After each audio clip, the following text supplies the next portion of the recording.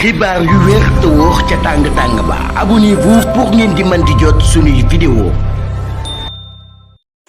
dal leen ak jàmm seen chaîne bi di Buzz 221 HD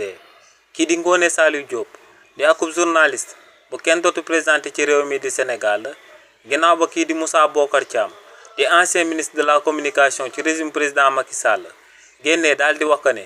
nguur gu bees gi jaay doole xooxatal ak ay acte d'intimidation rek lañ nekkee ci boppu réew mi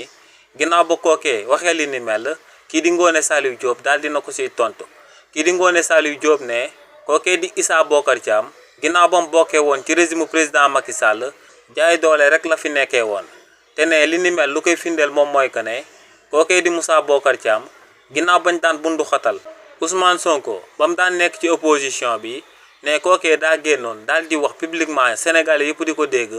mu ne Ousmane Sonko dañ koy jaay doole waaye nag moom solidarité gouvernementale lay daal di amal ne day jàppale waa APR si lu ñuy jaay doole kookee di président Ousmane Sonko ne tamit kookee di Moussa Bocar Thiam kenn du fàtte que ne ci manifestation politique yi daan am ci réewu Sénégal bépp télé bu nekkoon ci réewu Sénégal bu fekkoon ne da doon wane manifestation yo en direct kii di Moussa Bocar Thiam da doon daal di dokk signalu télé boobee te ne tamit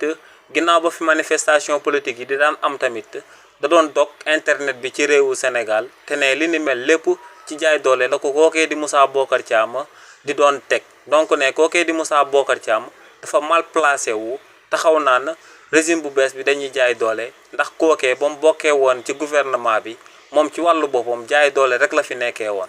kàddu yi ni mel la kii di Ngoné Saliou Diop daal di yëkkati daal di koy tontu kii di Moussa Bocar Thiam mi nga xam ne moom moo fi nekkoon ancien ministre de la communication ci régime président Macky Sall.